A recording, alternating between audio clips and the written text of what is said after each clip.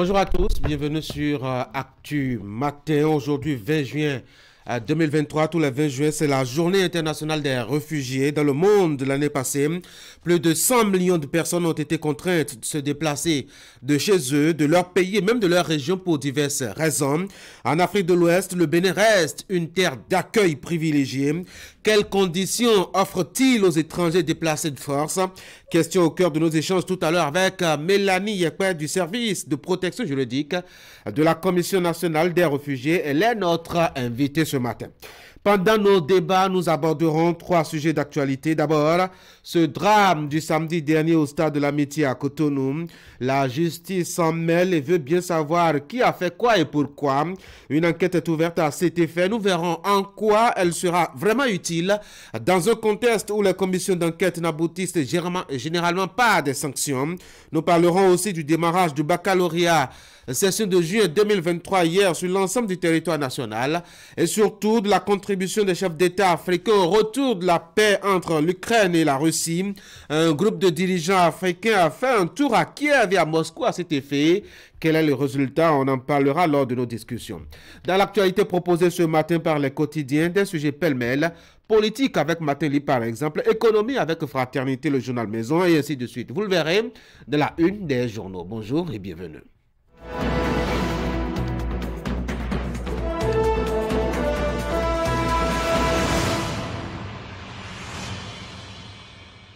Et comme à notre habitude, nous allons ouvrir par Fraternité, le quotidien qui paraît aménoté à Cotonou. Rapport trimestriel d'exécution du budget général de l'État pour l'exercice 2023, 442,680 milliards de francs CFA mobilisés au 31 mars 2023. On a observé là au Bénin une hausse de 16,8% par rapport à l'année 2022 selon les précisions du quotidien. Parlons baccalauréat session de juin 2023 maintenant. Bon démarrage sur l'ensemble du territoire national. C'est le quotidien qui allait faire le constat et offre les détails à la page 2 de sa publication de ce mardi matin. Remise de modules de classe au CEG de Goho. Goho c'est à Abomey dans le Zoom. La FESECAM Bénin fait œuvre utile à Abomey. Et puis, 30e Assemblée Générale Ordinaire de la FESECAM Bénin à Boycon. Les performances passées au crible et les organes étoffés. Installation de la commission communale d'urbanisme à Saveille. Là, on est dans les collines. Denis Bachabi tient à l'application des tests en matière de construction. Nous passons à Matin Libre. Interdiction de sit-in et d'une croisade à Porto Novo. La rupture renoue avec les restrictions. Maintenant, la tribune de la capitale. Au menu des séances plénières des 21 et 22 juin prochains, 2 questions orales à examiner et relecture de la loi sur les déchets chimiques en détention provisoire pour trafic international de drogue. 10 ans de prison et 10 millions d'amende pour une compatriote. Le quotidien Le Devoir. Site de l'ex-guichet unique du port de Cotonou. Un système de perception de 500 francs CFA tous les vendredis est installé. La destination finale des fonds inconnue du journal. Jusque là. Et puis, drame lors du match Bénin-Sénégal. Ouverture de 2 enquêtes, une judiciaire et une administrative. Et puis un intérêt politique à l'actualité de la part du quotidien Le Devoir. Rapprochement officiel UPR-EBR. Est-ce que ce sont là les gemmes de la fusion semée des militants sceptiques, en tout cas sur l'initiative? Nous sommes avec maintenant le Béninois libéré. Bousculade lors du match Bénin-Sénégal. Homeki met en place une commission pour élucider l'affaire. Report de sa médiation en Guinée. Mécontent, Boniaï s'énerve et réagit. Le quotidien Les Pharaons. Bénin 2023. Engagement renforcé pour la protection des enfants dans le numérique. La priorité. Mission évangélique de la foi internationale au Bénin. La crise a terminé, dixit le pasteur à Kobe. Nous retournons à la une de Fraternité avec une manchette économie, rapport trimestriel d'exécution du budget général de l'État pour l'exercice 2023, 442,680 milliards de francs CFA mobilisés au 31 mars 2023. On a observé là une hausse de 16,8% par rapport à 2022 selon les détails du quotidien Acheter le journal, Élysée à la page 3. Baccalauréat session de juillet 2023. Bon démarrage sur toute l'étendue du territoire national. Première remise de modules de salle de classe au CG Goro. La FESECAM Bénin fait œuvre utile à Abomey. Comment cela s'est passé? Page 5 du quotidien. Et puis 30e Assemblée Générale Ordinaire de la FESECAM toujours, mais cette fois-ci à Boycon. Les performances passées au crible et les organes étoffés. Installation de la commission communale d'urbanisme à Savet. Denis Obachabi tient à l'application des tests en matière de construction. Voilà donc pour l'actualité à la une des publications ce matin. Premier constat, il n'y a pas beaucoup de journaux ce matin, à peine une dizaine, avec des informations assez variées. Mais dans la colonne de Fraternité, on peut déjà commencer à feuilleter. Il y a la question d'abord de l'éducation avec le démarrage hier du baccalauréat session de juin 2023. Tout s'est bien passé en tout cas pour le lancement officiel et la première journée de composition. Vous allez à la page 2. Vous avez le constat fait par le journal qui a parcouru quand même quelques centres de composition avec l'œil et les oreilles de Ange Mpoli Ntouama qui en a rendu compte dans les colonnes du journal. Autre actualité qui pourrait bien vous intéresser, et ça vous intéresse sur Actu Matin ce matin, eh bien c'est le drame qu'il y a eu au stade de l'Amitié à Cotonou le samedi dernier à l'occasion du match Bénin-Sénégal soldé par match nul 1 but partout. Il y a eu des décès, il y a eu des blessés pendant ce match. Mathurin de Chacute, a envoyé une délégation pour soutenir les victimes, nous rapporte Fraternité ce matin. Il n'y a que le ministère des Sports a mis en place une commission d'enquête. Qu'est-ce que cela va donner? Eh bien, on le saura certainement bientôt. Mais déjà, la justice s'intéresse à l'affaire. Le tribunal de Cotonou a engagé aussi une enquête là-dessus. On en parlera tout à l'heure pour savoir ce que cela donnera quand on connaît l'issue souvent des commissions d'enquête qui ne donnent pas toujours des sanctions. À l'échelle de l'actualité internationale, et bien Fraternité vous consacre toute sa page 9 avec ce référendum au Mali, très peu de participation. Vous le verrez dans les lignes et les pages du quotidien. Il y a aussi l'actualité au niveau donc de la Sierra Leone avec cette vie démocratique à tâtons. Eh bien, le journal en parle. Et puis, quel bilan pour la médiation africaine en Russie? Je l'ai évoqué dans mon introduction ce matin. En Russie et en Ukraine. Eh bien, le journal aborde le sujet. Achetez donc Fraternité dans sa production de ce mardi matin et lisez. Ainsi donc, je dois dire, les informations pêle-mêle qui pourraient vous intéresser dans l'apparition de Fraternité ce matin. Achetez le journal et lisez. Si vous avez envie de savoir de quoi retourne l'actualité sur Canal 3 Bénin, attachez-vous à sa rédaction. Et sur Actu Matin, la fenêtre, c'est le bulletin d'information avec Florence Bossa déjà là. Florence, bonjour. Bonjour Tanguy, bonjour chers téléspectateurs. Et dans votre bulletin d'information ce matin, on va parler éducation déjà. Et dans les titres, les épreuves écrites du baccalauréat session de juillet 2023 qui ont démarré hier sur l'ensemble du territoire national. Ils sont au total 77 563 candidats composés pour l'obtention de ce premier diplôme universitaire. C'est le complexe scolaire Jean-Michel Lefaucon de la commune d'Abomey-Calavi qui a abrité le lancement officiel. Vous avez les images sur votre petit écran. Et puis, deuxième titre, aujourd'hui c'est le 20 juillet, je l'ai annoncé au tout début de cette émission, la communauté internationale célèbre la journée mondiale des réfugiés. réfugiés à la veille du lancement des activités inscrites au programme de cette célébration. Le ministre de l'Intérieur et de la Sécurité publique, Alassane Seydou, que vous avez à l'image, a délivré un message à l'endroit de divers acteurs et des réfugiés. On en parle dans le bulletin avant de revenir en dire deux mots, justement avec nos invités ce matin sur Actu Matin. Voici le bulletin.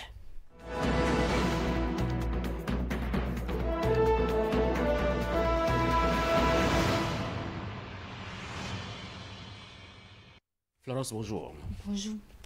77 563 candidats sont à l'assaut depuis hier du premier diplôme universitaire. Les épreuves écrites du baccalauréat session de juin 2023 ont démarré ce lundi sur l'ensemble du territoire national. Et c'est le complexe scolaire Jean-Michel Le Faucon dans la commune d'Abomey-Calavi qui a accueilli le lancement officiel de cet examen avec la présence de deux ministres de l'enseignement. Voici le compte rendu du Esther Toufa.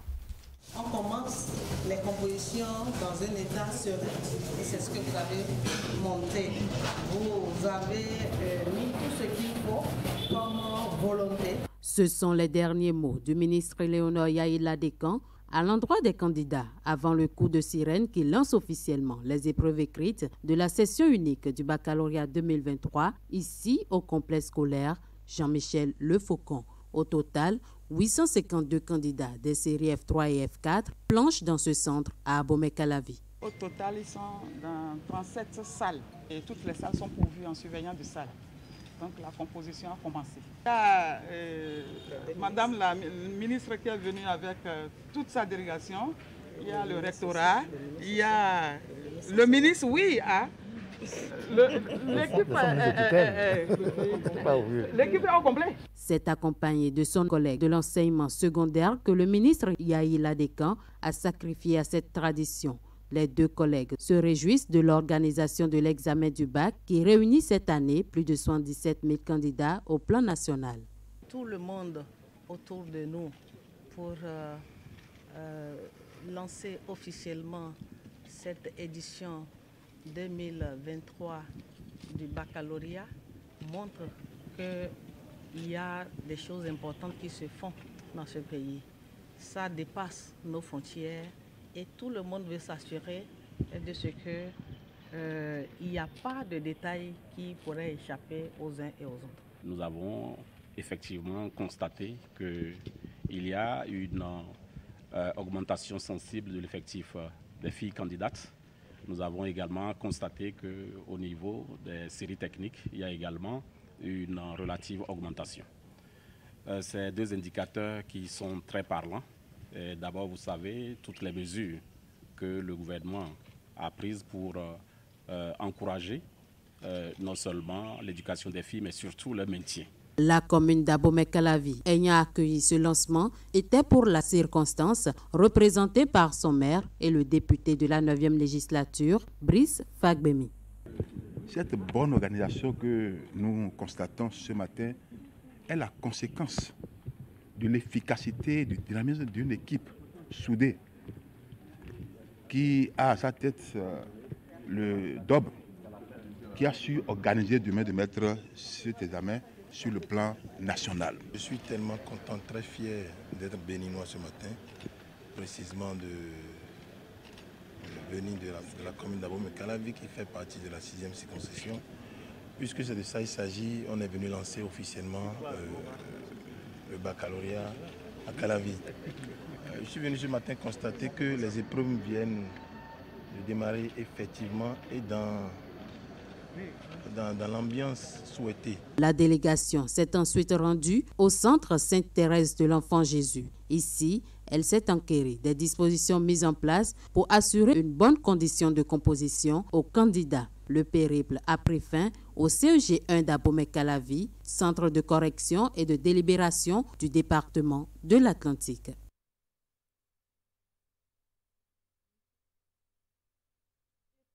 Dans le département du littoral, c'est le collège catholique Père aux Pierres de Cotonou qui a abrité le lancement des épreuves écrites du bac session de juin 2023. Ce département enregistre 11 220 candidats de l'enseignement général et celui technique. Ces centres de composition sont mis à contribution, y compris celui de Segbeya qui accueille les candidats à besoins spécifiques. Reportage. C'est ici, au Collège catholique Père au Pierre de Cotonou, dans le 12e arrondissement, que la délégation préfectorale et communale procède au lancement des épreuves écrites du bac session de juin 2023 au plan départemental. À 7h41, les premiers véhicules officiels font leur entrée dans l'enceinte du collège, avec à leur tête le maire de la ville de Cotonou, Luc Setondi Atrokpo. Quelques minutes plus tard, c'est au tour du préfet du département du Littoral, Alain Sourou-Olronla, de fouler le sol du collège Père au Pierre. La délégation s'est tout d'abord réunie au secrétariat pour une prise de contact rapide avec les responsables du centre de composition, avant de se diriger ensuite dans les salles de composition où les candidats étaient déjà très bien installés.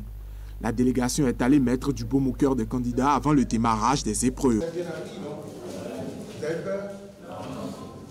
Qui a peur? Non, vous avez le droit d'avoir peur. Devant les candidats, le pli contenant les épreuves a été présenté. Laquelle il y a les épreuves? C'est bien celui. D'accord? Alors, je vais vous donner ça, vous allez vérifier qu'elle n'est pas ouverte. En français, on dit elle est... Pardon? Le candidat? Lui, il a déjà passé son bac. Elle est scellée. D'accord? Pour être sûr que personne n'a vu. Enfin, sauf ceux qui l'ont révisé. Il faut bien regarder, c'est bien fermé.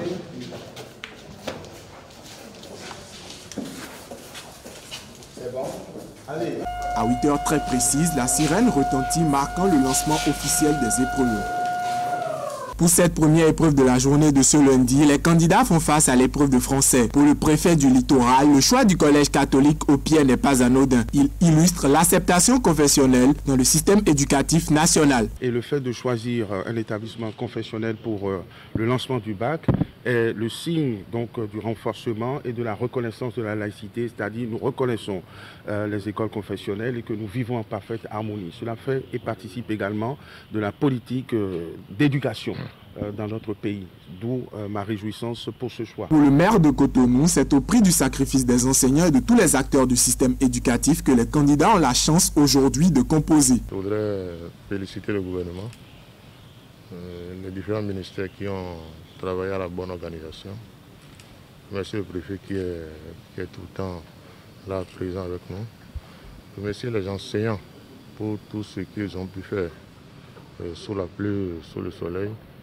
Les parents d'élèves, on les remercie et nous souhaitons très bonne chance aux enfants. Pour sa part, Sénan-Flore Godjo, directrice départementale de l'enseignement secondaire et de la formation technique, toutes les dispositions ont été prises dans tous les centres de composition retenus. Dans le littoral, nous avons au total 11 220 candidats. Et il y a les séries de l'enseignement général et les séries de l'enseignement technique. Celles des séries générales, ils sont au total 7 694 contre 3 526 de l'enseignement technique. Pour combien de centres? Pour 16 centres au total. Nous avons le centre CBA qui accueille nos candidats à besoins spécifiques. La délégation s'est ensuite ébranlée vers le centre de composition du collège protestant Béto dans le 7e arrondissement de Cotonou. Nous passons maintenant à une autre actualité. Florence Bossard, aujourd'hui c'est le 20 juin 2023 et le 20 juin, la communauté internationale célèbre la journée mondiale des réfugiés. De l'espoir loin de chez soi, c'est le thème pour cette 22e édition. Au Bénin, Tanguy, le nombre de réfugiés demandeurs d'asile est de 9 242 en 2023. Le ministre de l'Intérieur et de la Sécurité publique délivre un message à l'endroit de divers acteurs et des réfugiés. Voici un extrait de son propos au micro de Idriss Boukari. Instituée par la résolution 55-76, adoptée par l'Assemblée générale des Nations unies le 4 décembre 2000, cette journée a pour vocation de célébrer le courage et la persévérance des personnes forcées de fuir leur pays d'origine pour se rendre dans un autre pays afin de sauver leur vie. Le thème retenu pour l'édition 2023 est intitulé « De l'espoir loin de chez soi ». Ce thème exhorte les pays d'asile à redonner espoir aux réfugiés. et me permet d'admirer l'engagement de notre pays, le Bénin, pour la protection des réfugiés. Dans cette perspective, et au cours de l'année 2022, le président de la République a posé un acte fort et empreint d'espoir pour les réfugiés dans notre pays. Il s'agit de la promulgation par lui, le 20 décembre 2022, de la loi 2022-31 portant statut des réfugiés et apatrides au Bénin. Cette loi assure désormais une entière protection du réfugié et de l'apatride vivant sur le sol du Bénin, et l'entrée en vigueur de ces tests classe notre pays parmi les 2 premiers de la communauté économique des États de l'Afrique de l'Ouest à avoir légiféré à la fois sur la protection des réfugiés et des apatrides. Je saisis cette opportunité pour remercier particulièrement les honorables députés de la 8e législature qui n'ont ménagé aucun effort pour examiner et voter la dite loi. C'est aussi l'occasion pour moi de remercier le Haut Commissariat des Nations Unies pour les réfugiés qui a accompagné de façon significative le gouvernement dans le processus d'élaboration et d'adoption de ce texte de loi. Pour marquer l'édition 2023 de la Journée mondiale des réfugiés, mon département accordera au nom du gouvernement un appui financier symbolique d'un montant de 50 000 francs CFA par ménage pour un nombre de 60 ménages de réfugiés parmi les plus vulnérables pour les activités génératrices de revenus. Quant à vous, chers réfugiés, face à la kyrielle de droits dont le Bénin vous garantit la jouissance, il me plaît de vous rappeler que vous avez aussi des devoirs. Le premier de vos devoirs est de respecter les tests en vigueur au Bénin. Les services compétents du ministère de l'Intérieur et de la Sécurité publique sont instruits pour vous accompagner au moyen de la sensibilisation sur l'ensemble de vos droits et devoirs. Tanguy, ce sera tout pour ce bulletin d'information. Florence, merci beaucoup pour cet exercice. À demain pour un autre numéro du bulletin d'information sur Actu Matin. En attendant, dans la journée, les grands rendez-vous de l'information à 13h et à 19h30 pour les grandes éditions du journal parlé sur Canal 3 à Bénin. Actu Matin, ça se poursuit et je vous rappelle qu'on va revenir sur cette célébration de la journée mondiale des réfugiés. Ce sera en page invitée tout à l'heure quand on aura épuisé les sujets au menu du débat. Un autre bulletin maintenant, celui de l'information des sports. Ce sera avec Ali Mouni. Ali, bonjour. Bonjour Tanguy, bonjour à tous. Et nous allons parler football essentiellement ce matin. Voici Sport Matin.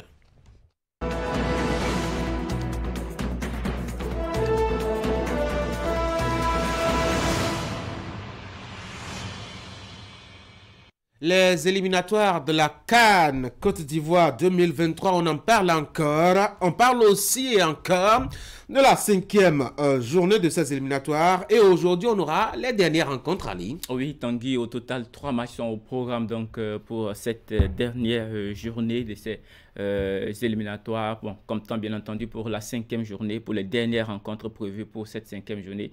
Il y a donc pour ce jour le Burundi qui recevra donc à domicile la Namibie. À partir de 14h, l'Éthiopie sera l'adversaire à 15h du Malawi. Et pour finir, le Soudan jouera contre la Mauritanie. Pour l'instant, il faut retenir que 14 nations sont déjà qualifiées pour la phase finale qui aura bien entendu lieu en Côte d'Ivoire début 2024. Tanguy. On revient chez nous pour le document de la semaine, si vous me permettez, Ali. Il a eu une carrière, et si l'on veut, de rêve. Pour le dire, c'était un grand gardien de but qui a commencé ses armes au Bénin avant d'aller à l'extérieur. Ces 6 années passées en Égypte ont été un passage mémorable pour les férus du football du pays des pharaons.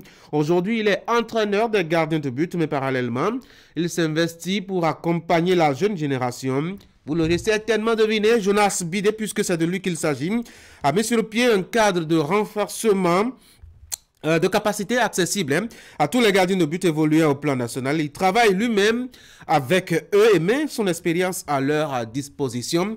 Face à un tel effort, il était opportun que nous allions justement constater le formidable travail qui se fait. C'est l'essentiel et le contenu du document de la semaine. Si vous regardez de près, vous pouvez le reconnaître.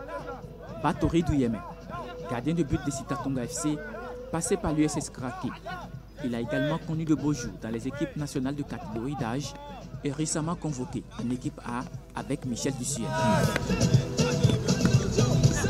Le suivant, Dava David Agossa, gardien de but de l'équipe de la gendarmerie de Djibouti et de l'équipe nationale U20 qui était dernièrement à la CAN en Égypte.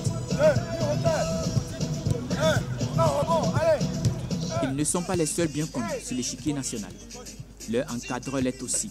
Jonas Bidé, ancien international béninois, ancien gardien de but d'Ismaïlia d'Égypte et ancien entraîneur des gardiens de but de la sélection nationale A du Bénin.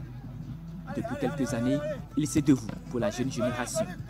C'est une initiative personnelle et je le faisais depuis. C'est pour permettre aux gardiens de garder leur forme physique.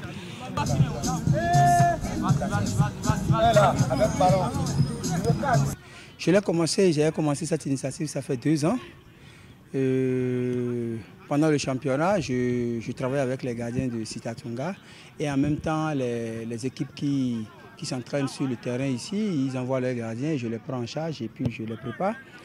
Et s'il y a championnat, s'il n'y a pas championnat, moi je travaille.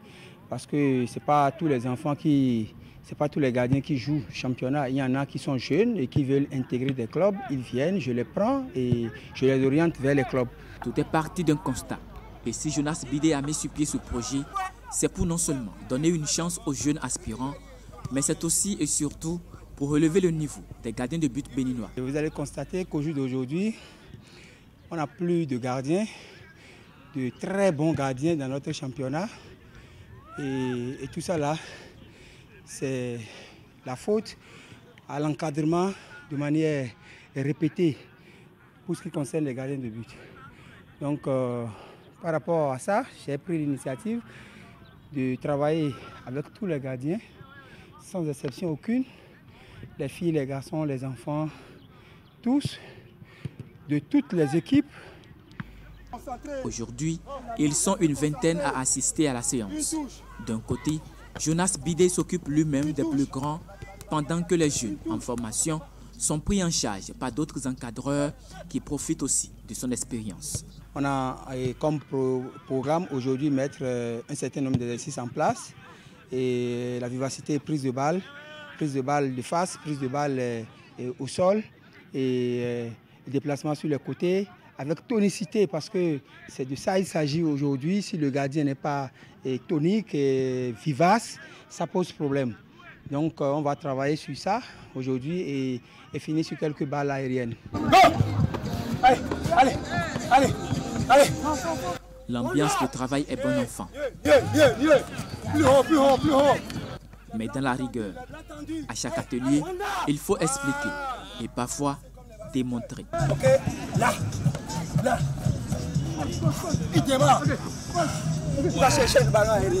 En général, il s'agit d'un travail de renforcement de capacité.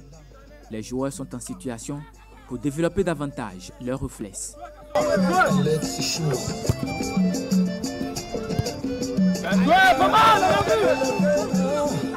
Nous sommes déjà habitués à ces genres d'exercices avec lui, avec le coach. Et c'est vrai, vous savez, le poste de gardien de but, c'est un poste de malade. Et dans un entraînement spécifique où à toi seul on te joue plus d'une dizaine de balles. Et c'est pas facile, mais comme c'est déjà une habitude, on essaie de s'accrocher. Au cours de la séance du jour, ils sont également soumis à des exercices spécifiques des gardiens de but pour le renforcement musculaire. Bon, c'est un exercice de renforcement musculaire et ça leur permet de renforcer les muscles du dos et en même temps de travailler le haut du corps. Donc voilà, et c'est une sorte d'abdos qui permet aux gardiens de garder leur tonicité. L'initiative marche bien. Pour cet accompagnement de ces jeunes compatriotes, Jonas Bidé fait un investissement aussi bien émotionnel que matériel. C'est moi-même qui achète les ballons et qui fait tout et ils viennent une trentaine, une vingtaine Des fois, pendant la période de trêve, ils viennent plus que ça. Et au même moment, il y a des entraîneurs des gardiens de but aussi qui viennent et pour m'aider. Et par exemple, Avanon, Esaïe, avec qui je suis, et on a beaucoup travaillé, on a fait pas mal de choses ensemble. Chaque jour, il y a des nouveaux qui découvrent le cadre de perfectionnement mis en place par l'ancien gardien de but international béninois. L'adhésion est gratuite et ouverte à tous les gardiens de but qui aspirent à tutoyer l'élite. Personnellement, j'ai gagné beaucoup en travaillant à côté de lui, que ce soit en expérience surtout, parce que ces travaux spécifiques qu'il fait avec nous et nous permettent d'être en jambes. Et voilà. Pourtant, c'est forcé. Voilà, chaque fois quand je viens ici, je gagne quelque chose. Tu te réveilles de ton lit à 6 h du matin, tu viens ici. Et c'est pas de l'amusement, on gagne toujours quelque chose ici. Je ne peux pas donner à n'importe qui et de travailler avec les gardiens, surtout pendant les vacances. Il pourrait se reposer comme tout autre coach, mais il a jugé bon et utile de nous venir en aide afin que nous puissions être en jambes pour la saison à venir. Le chantier ici est grand et quand on parle de la formation, c'est de l'avenir dont il s'agit. Et Jonas Bidé l'a bien compris.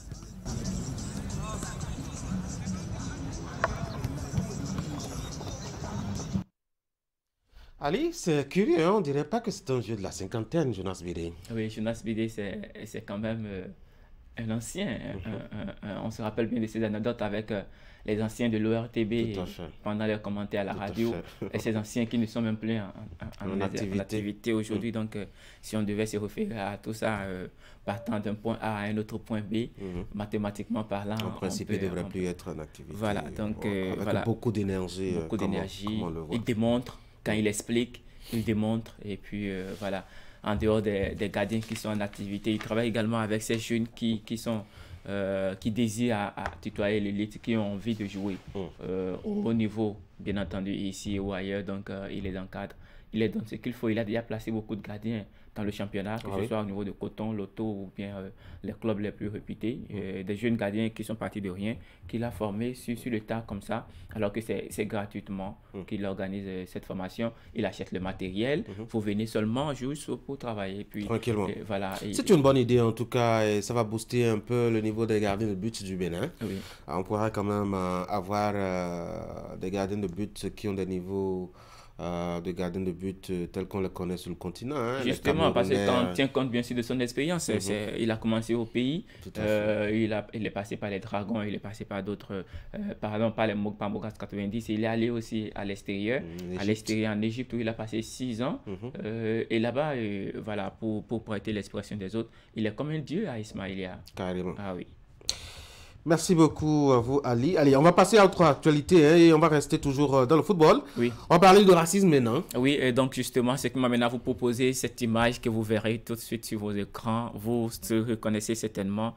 Il s'agit de Vini Junior, le joueur du Real Madrid, pas dans le maillot du Real Madrid cette fois-ci, puisqu'on sait que parfois le Real porte le noir, mais aujourd'hui, là, sur ces images, il a arboré du noir du Brésil avec le dos Satis, et bien sûr, dans cette posture, vous reconnaissez le Black Lives Matter, bien entendu. Le mouvement de protestation, voilà, bien entendu, Vinicius qui a plusieurs fois été victime du racisme du côté donc de l'Espagne, bien entendu, et le Brésil soutient bien entendu cette équipe, ce jeune garçon et bien entendu tous les autres joueurs qui sont victimes de cette discrimination. Cette image a été prise bien entendu lors de cette rencontre amicale face à l'équipe du Chili national, la Guinée de Naby Keita, bien entendu. C'est soldé par un score de 4 buts à 1, bien entendu. Et donc je crois que c'est une très belle initiative.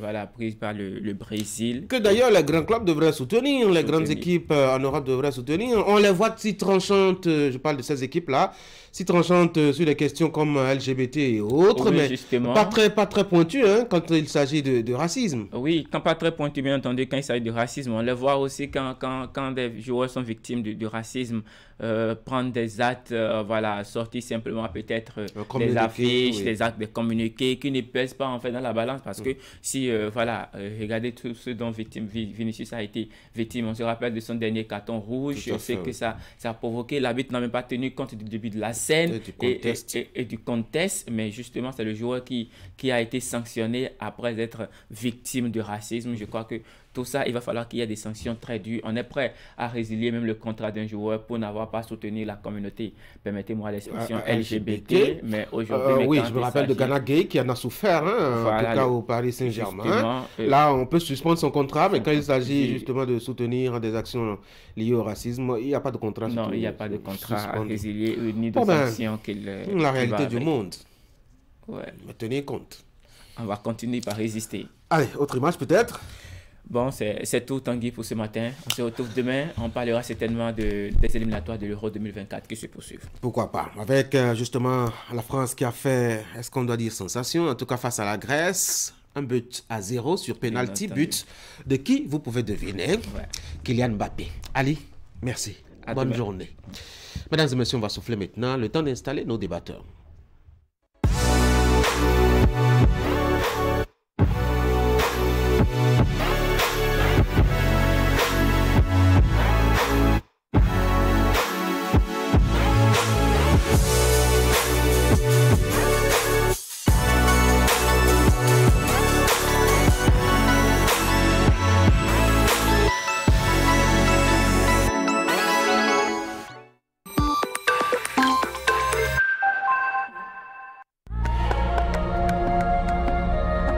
Atulo ni dona jo mu mi ton le nu yo pole ton pa buzu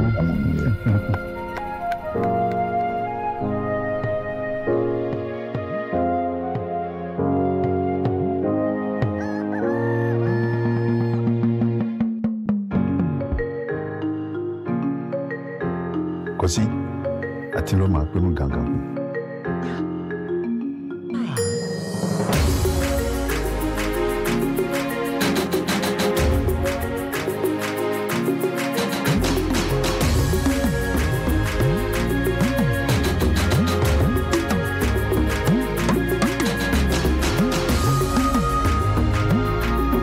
Engagé dans tes activités, c'est pourquoi chaque jour, partout au Bénin, on te donne les moyens de les mener à bien. Car pour nous, plus tu tiens à quelque chose, plus on le soutient.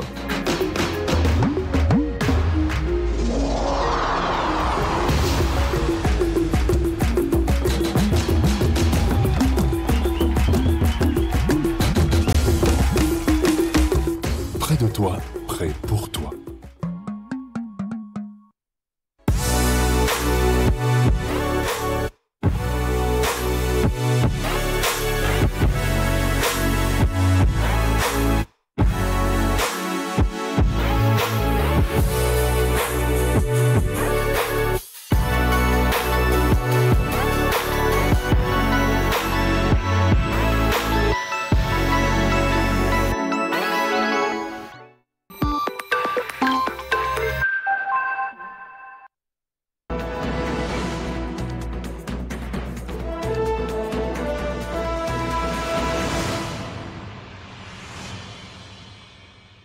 Allez, on va ouvrir nos débats en attendant que tout le monde soit là. Il y a déjà Eric Guédeno qui est déjà là. Eric, bonjour. Bonjour. William aussi déjà là. William, bonjour. Bonjour Tanguy, bonjour à tous. On engage les discussions, comme je le disais, en attendant que les autres nous rejoignent.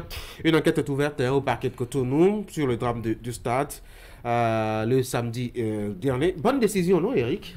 Oui, absolument. Et comme on dit, en plus de la douleur des personnes que nous avions perdues, si cela n'avait pas été le cas, ça aurait été encore plus douloureux de constater que dans un État, après un drame comme celui-ci, qu'on ne cherche pas à situer véritablement les responsabilités. Je pense que je ne parlerai même pas de bonne décision, c'est une logique. Il s'est produit un fait, on veut bien comprendre ce qui s'est passé, à quel niveau cela a flotté dans le dispositif d'organisation, n'est-ce pas, de ce match-là. les gens n'ont pas vécu autant ailleurs, et puis ça a donné lieu à des enquêtes. Récemment en France, dans le cadre de matchs, parce que des tickets qui n'étaient pas censés se retrouver sur l'espace de jeu en termes de vente, si on retrouvait, cette question allait au Parlement. Et donc je pense que c'est une question de logique. Il s'est produit un fait, il y a des décès, des blessés. Il nous faut véritablement savoir ce qui s'est passé. C'est ça l'état de droit, c'est ça un État, et c'est ça un État qui sait prendre ses responsabilités vis-à-vis de la vie de ses citoyens, qui pour moi est la chose la plus sacrée. Parce que reconnaissez avec moi que là on parle de 2 procédures de compréhension du drame. Il y a la procédure judiciaire avec le parquet de Cotonou qui s'est saisi de cette affaire. En 2 matières d'ailleurs, la matière administrative pour situer la responsabilité de l'État et en matière judiciaire aussi pour situer la responsabilité des autres personnes qui étaient impliquées d'une manière ou d'une autre et qui pouvaient donner des éléments d'explication. Et quand vous dites responsabilité de l'État, ça me fait sourire. Oui, parce que c'est le ministère des Sports qui répond de la sélection nationale. Et ça, c'est l'État béninois. Parce que c'est le gouvernement. Hein. Donc là, il faut que l'État, si l'État a une responsabilité, qu'elle soit située et que cela aille jusqu'à la fin. Vous savez, ailleurs, l'État se fait condamner, même ici au Bénin. Quand l'État est responsable dans des situations comme celle-là, par rapport au si par exemple, c'est le dispositif sécuritaire qui souffrait d'une quelconque irrégularité, il se peut... On punirait qui? Il se peut que l'État soit reconnu coupable à la fin du procès dûment fait avec les différents degrés de juridiction. Et l'État, c'est qui dans ce cas-là et qui va y répondre? L'État béninois, ce n'est pas le gouvernement, c'est tout l'État. Donc l'agent judiciaire du Trésor et toute la procédure, ça se passe normalement jusqu'à ce que l'État béninois, c'est-à-dire les deniers publics puissent souvent, dans ces cas-là, ce sont des dommages et donc des réparations pécuniaires aux familles. Au niveau judiciaire également, la procédure pourrait évoluer de sorte à ce qu'on en arrive à avoir la responsabilité de certains civils peut-être, hein, et que ces responsabilités-là soient situées ou qu'ils soient disculpés parce qu'ils ne sont nullement engagés. Mais bref, cela permet de comprendre. De l'autre côté, il y a le ministre des Sports qui a engagé. C'est là où ça me fait curieux quand même, Eric. Le ministère des Sports aussi qui engage une commission. Oui, certainement parce qu'au niveau du ministère des Sports, on a mis en place un dispositif, un comité, n'est-ce pas, pour véritablement s'occuper de l'organisation de ce match. Le ministre a certainement délégué, donne des instructions à des personnes, certainement, pour qu'ils jouent un rôle. Alors, si le ministre constate que ce rôle ou ces actions qui devraient être menées pour davantage s'occuper de l'organisation de ce match n'ont pas été véritablement respectées, aussi à son niveau, il a intérêt aussi à savoir ce qui s'est passé. Dans la question de qui est l'État, je pense que c'est là la raison pour laquelle l'enquête est importante. On pourra véritablement déterminer au nom de l'État qui a véritablement un rôle à jouer et qui ne l'a pas joué. Qui, dans une certaine proportion, dans une certaine mesure, devrait mener une action et qui ne l'a pas fait. Certainement avec légèreté, moins de sérieux, certainement. Après, quand nous mettons tout ça de côté, d'abord nous perdons quelque chose. J'ai cru comprendre que le Bénin et le Nigeria devraient s'associer pour mener des négociations pour que nous puissions abriter... C'est en cours. Il y a même eu des visites officielles. Plusieurs délégations de la CAF. Cela ne fait pas sérieux, cela nous fait des points en moins, n'est-ce pas, qu'on puisse véritablement nous faire confiance. Mais en même temps, l'enquête pourra être en même temps un élément pour permettre à ces instants de se dire oui, c'est produit un fait, mais en même temps, on a pris les responsabilités, n'est-ce pas, pour situer le niveau de responsabilité. On verra tout à l'heure quelles sont les implications de ce drame. Il faut véritablement le faire. Si cela peut amener les différents acteurs à être plus professionnels, pour avoir entendu quelques professionnels. Vous savez, à l'intérieur d'un stade, il y a une forme d'organisation qui permet à des acteurs de surveiller dans chaque couloir le comportement des supporters. Quand ça devient trop violent, on s'approche de l'individu, on lui demande est-ce qu'on a respecté tout ça? Est-ce que ces éléments étaient présents au stade pour orienter ici? Nous parlons de football, ça déchaîne des passions, des bruits, des mouvements. Mais après, il y a des gens, pour ce que nous savons à l'échelle internationale, qui veillent à ce que ça ne dérape pas. Est-ce qu'on a pu identifier ces personnes? Est-ce que ces personnes en temps ont été formées à l'effet véritablement de jouer ce rôle? Est-ce qu'au niveau des accès, c'est vrai que notre stade est en chantier nous le savons. Est-ce qu'on a créé d'autres sorties pour permettre une certaine fluidité, n'est-ce pas, à ce monde-là de pouvoir se vider aussi facilement que ça? Est-ce qu'on a réfléchi à tout ça? On laissera la commission ou les commissions nous donner quelques réponses à ce sujet. La commission n'en a qu'une. Oui, mais vous le savez, il a le lieu ici de se demander à quoi est-ce que ça pourrait aboutir, ce genre de commission. Vous savez à quoi est-ce que ça aboutit? Ce serait que pour engloutir un peu plus de sous les commissions au Bénin, de sorte que les Béninois se disent la meilleure façon d'enterrer une affaire, c'est de créer une commission pour y veiller. C'est une tradition. Et ce n'est pas un secret de polichinelle que de reconnaître que beaucoup de commissions pour des situations comme celle-là n'ont jamais produit de résultat. Ou après, l'affaire reste comme ça. Soit c'est classé, ou soit ça donne lieu à un non-lieu. Après, je ne sais combien d'années de procédures judiciaires. Donc, je voudrais faire comprendre que, quelque part, il nous faut apprendre des drames comme ceux-là. C'est vrai que 2 vies sont parties. Et vous savez, pour un État, la vie de 2 personnes, ou ne serait-ce que d'un seul citoyen, est extrêmement cher. Vous savez, l'État américain est capable de déployer le plus lourd des arsenals militaires pour juste un seul citoyen américain, ou qu'il soit en Afghanistan. On n'en est peut-être pas encore à ce niveau. C'est ça la culture de l'État. Et c'est dans ça que nous devons marcher davantage dans nos États. C'est dans cette marche que nous devons y aller. Et c'est pour ça, moi, je salue quelque part. On trouve peut-être que c'est souvent budgétivore, mais je salue la démarche administrative du ministre des Sports, qui a mis non seulement des citoyens que nous connaissons, mais des professionnels des sports aussi, des gens qui maîtrisent le milieu du football dans cette commission. Moi, je pense qu'une fois et pour toujours, il faut apprendre de ce drame, de sorte à ce que nous sachions désormais comment nous organisons nos matchs. Vous savez, au stade, quand il y a un match au Bénin à 20h, à 17h, c'est difficile d'accéder au stade. Et ce n'est pas que les places sont terminées dans les gradins. C'est toujours pour les dispositions de sécurité. On a peur. On n'a pas encore la véritable magie d'organiser, de faire du plaid à craquer dans un stade au profit des guépards désormais. Je pense que de ce drame, il faut apprendre, mettre en place les mesures sécuritaires les mieux sûres. Quelles sont les chances de réussite de ces commissions? À quoi est-ce qu'on devrait s'attendre, Eric? Faut-il rêver vraiment de voir des gens punis ou bien l'État payé pour ces devis? Le bénéfice du doute. Vous savez, les commissions, elles ont intérêt à produire un très bon travail. Parce qu'aujourd'hui, ce serait très mal vu, n'est-ce pas, qu'à l'arrivée, on puisse nous accoucher des conclusions du genre, écoutez, cela devait arriver, c'était un accident. Ce serait très mal vu. Et cela ne ferait pas sérieux, n'est-ce pas, qu'avec tout ce que nous avons déjà identifié, nous-mêmes n'étant pas véritablement connaisseurs de comment est-ce que ces rencontres sont organisées, ces défaillances-là. Encore qu'il y a des gens en urgence actuellement au CNHU. Qu'on ne puisse pas véritablement situer les responsabilités. Non, moi je pense que là-dessus, faisons foi à ces hommes qui auront certainement la pleine conscience de faire un travail équilibré. On ne veut pas la mort de quelqu'un, je blague en fait, on ne veut pas, on ne souhaite pas un malheur à quelqu'un, mais je pense que quand ça se passe comme ça, il faut véritablement qu'on puisse dire ce qui s'est passé. Après, oui, c'est vrai, est-ce que la vie, enfin, quand vous prenez la personne humaine, comment est-ce que c'est considéré, comment est-ce que l'État s'engage à véritablement venir au secours, prendre soin? C'est vrai, il y a une différence. William l'a dit, quand vous allez aux États-Unis, la vie d'un Américain, on est capable de... Oui, mais je disais, on n'en est pas encore comme agent de renseignement d'engagement de l'État. Oui, on peut aller là, puisque après la vie humaine du citoyen. C'est nous tous, si nous observons certaines banalités à s'occuper de la vie de chaque citoyen, cela devient un problème. Il faut déjà travailler à anticiper sur ces genres de drames parce que ce n'est pas la première fois.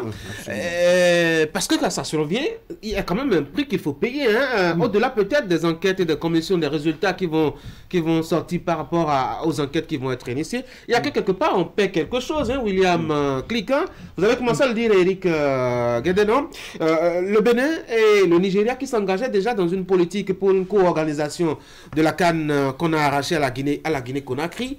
C'est évident que ce drame va nous faire manquer d'un point. C'est une résultante toute normale. Parce que vous savez, lorsque vous êtes dans un processus de charme, lorsque vous allez à la conquête d'une... bon, permettez la répétition, lorsque vous allez à l'assaut d'une conquête et que en cours de route, vous montrez tout de suite déjà vos défaillances alors que vous n'avez pas encore eu le temps de démontrer tous vos atouts, quelque part, vous dégringolez sans avoir avancé considérablement. Et je pense que c'est un coup que nous recevons. Mais quelque part, je trouve que nous pourrions saisir cette balle pour faire un très bon rebond, c'est-à-dire gérer de la meilleure des façons cette situation et non seulement apaiser les familles, parce que j'ai vu la fédération qui fait une délégation vers les parents, quelque part c'est déjà bien. Je sens que tous les acteurs sont en train de se mobiliser pour reconnaître au moins que un match, un soutien à la sélection nationale ne peut pas finir par la mort. Et donc, la façon de gérer cette situation, je trouve, au niveau de l'État, au niveau de la justice, au niveau de l'organisation, les leçons tirées pour les prochains matchs, que ce soit des éliminatoires ou des matchs à enjeu ou des compétitions carrément jouées chez nous. Vous savez, notre stade de l'amitié est parfois sollicité par des équipes même nationales d'autres pays pour des matchs la Côte d'Ivoire a joué quelques-uns de ces matchs ici. Donc, on a des atouts que ces événements-là ne viennent pas entacher le drap, si blanc ou pas encore très blanc, mais beige, en train de devenir blanc depuis quelques années. Eric, on va finir sur ce sujet. Absolument, non, je reste dans la même logique que William, qu'on peut saisir véritablement cette opportunité pour faire un rebond, de sorte à bien mener cette enquête et faire comprendre à qui de droit que nous avons encore la capacité, n'est-ce pas, de mieux organiser, si par malheur ces accidents arrivent, de situer également les responsabilités. Cela pourrait nous amener également des points. Allez, on va changer de sujet, hein, je l'annonçais, pardon. On va parler éducation. Le bac a démarré depuis hier. En tout cas, jusqu'à ce matin, pas d'incident majeur. Entre-temps, je vous rappelle, hein, Franck Aounou nous a rejoint sur ce plateau. Franck, bonjour. Bonjour, Tanguy. Allez, vous êtes là, donc on va évoquer les deux autres sujets qui nous restent. On va commencer par le sujet éducation. Aucun incident jusque-là, en tout cas, pas officiellement. La même chose qu'on a noté avec le CEP, le BPC aussi. On doit se réjouir de bien organiser au moins à ce niveau-là. Je pense que il n'y a pas de mort au moins là et on peut s'en réjouir. Je pense que c'est pratiquement déjà une habitude avec l'Office du baccalauréat qui nous habitue déjà depuis certaines années à bien organiser, n'est-ce pas, cet examen. Vous savez que cet office s'est davantage professionnalisé dans la façon d'organiser le bac. Enfin, ça, on peut en être fier. Et donc, souhaiter que cela puisse continuer. J'ai pu observer, il n'y a pas longtemps que ça, que des pays comme le Niger, le Sénégal même sont même venus en visite au niveau de l'office pour voir mais comment est-ce que cela s'organisait. Et donc, il ne reste qu'à souhaiter aux enfants une bonne suite, un esprit posé pour véritablement aborder les épreuves comme cela se doit. Franck? Oui, moi je pense qu'il faut décerner un satisfecit d'abord aux organisateurs de cet examen et déjà se féliciter de ce que les premières heures du déroulement de cet examen, qu'on n'ait pas enregistré de fausses notes, parce que c'est cela qui, en réalité, entache la bonne organisation des examens. On a eu l'habitude, comme l'a dit Eric, de voir un bac bien organisé, et c'est ce qui d'ailleurs vaut cette place à Alphonse Da Silva depuis bien des années. Lorsque vous faites bien, il faut avoir le courage de le reconnaître. Et cette année encore, il nous a apporté la preuve, lui et son équipe, que, eh bien, ils sont à la hauteur de la tâche. Lorsque vous étudiez pendant 9 mois et que ce soit dans l'espace d'une seule journée qu'on foute tout cela en l'air, ça doit faire beaucoup mal. Et surtout lorsqu'on sait que tout au long de l'année, les candidats ont eu à gérer le stress, ils ont eu à gérer des cas de maladie où ils se privent de sommeil pour atteindre ce jour-là. Je pense que la bonne organisation vient couronner les efforts. Mais il faut également féliciter les autorités ministérielles qui, de temps à autre, prêtent main forte à l'Office du baccalauréat pour cette organisation. D'ailleurs, la veille, on a vu des ministres déplacés. C'est important. Et on souhaite que la suite, puisque le bac s'étend jusqu'à vendredi ou même dans la semaine pour certaines séries, donc le sérieux qu'on a observé au début, que ça puisse être constaté jusqu'à la fin des épreuves écrites. C'est à l'actif de la bonne décennie d'expérience d'Alphonse Da Silva à la tête de l'Office du baccalauréat. Vous savez, c'est devenu un label au Bénin, l'organisation du baccalauréat. Et Eric l'a rappelé, je pense qu'aujourd'hui, l'idée c'est l'uniformisation et l'harmonisation de l'organisation du baccalauréat dans la zone UEMOA. Pour ceux qui s'intéressent un peu aux questions d'éducation, ils peuvent vous dire que aujourd'hui, la dynamique est telle que le bac soit sous-régional, notamment dans les pays de l'UEMOA, comme ils sont au moins tout 8 francophones. Et je pense que nous sommes précurseurs de ce mouvement parce que nous avons réussi à nous imposer. Pour une fois, on se félicite parce que nous ne sommes pas là que pour décrier ce qui ne va pas. Nous ne sommes pas là pour décrier les contre-performances de l'État. C'est notre job. Hein. Absolument. On ne devrait pas s'énerver contre un journaliste qui a remarqué que le train est venu en retard. En retard, parce que c'est une information pour nous. La même se surprend de féliciter, c'est que c'est bien. William ne manque pas de féliciter. Mais c'est lui-même qui fait l'observation. William ne manque pas de féliciter. C'était une parenthèse pour dire que quelque part, c'est bien de se faire distinguer de cette façon. Et j'ai constaté cette année qu'on a fait un coucou spécial, permettez-moi de dire les choses dans ce français familier, aux séries techniques. Le bac a été lancé à Beaume-et-Calavier, à Jean-Michel Le Faucon, dans un établissement où ce sont les séries F qui composent. Et je crois que le ministre des Enseignements secondaires l'a rappelé, c'est pour montrer que davantage on est en train de tourner vers la professionnalisation des métiers, quand bien même on est dans le cycle normal de l'éducation formelle. Pour moi, c'est quelque chose de bien. Allez, on change de sujet. Oui, après l'autre aspect qui m'intéresse, vous savez, c'est bien d'organiser le bac, mais après le bac, il y a la vie universitaire. Vous savez un peu, quand on se retrouve à l'université, dans les conditions que nous pouvons tous décrire pour avoir été étudiant, ça reste également notre défi. Moi, je me demande, effectivement, ce que nous souhaitons, c'est qu'il y ait le plus grand nombre d'admis.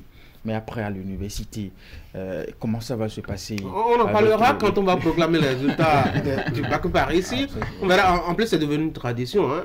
Quelques milliers de jeunes qui vont se perdre dans la foule des universités. Est-ce qu'il faut forcément aller à l'université après le bac? Est-ce qu'il ne faut pas penser maintenant à professionnaliser des gens dans des corps de métiers spécifiques s'ils le veulent après le baccalauréat et que ceux qui en ont les aptitudes et qui en ont les moyens continuent le cursus universitaire. Couturier, pas tous, mais que ceux qui en ont les aptitudes y aillent et que ceux qui ont les moyens, d'abord je précise les moyens et ensuite les aptitudes poursuivent, deviennent les plus grands universitaires. Au-delà de la couture, de la coiffure, il y a beaucoup de métiers aujourd'hui dans le numérique que les jeunes peuvent embrasser au lieu d'aller s'entasser dans les amphithéâtres pour des années pour réclamer encore le petit déj aux parents. Ça, c'est l'État qui l'organise. Vous avez eu le temps de jouer les étudiants, d'en éprouver la sensation, d'avoir d'en essuyer les revers. Oui, c'est vrai qu'on a eu le on aurait dû mettre des vestes chaque matin, de venir sur la oui, mais dans un contexte et vouloir demander de se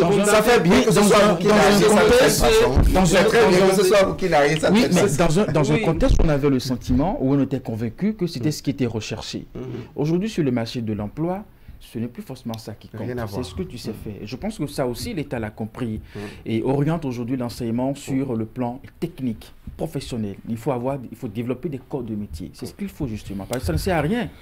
On a le bac, on se retrouve à l'université, on fait 3 ans, 4 ans, 5 ans, et puis après, ça devient un problème. Je promets qu'on va revenir sur cette affaire-là, quand ils vont proclamer les résultats, on va les suivre de très près.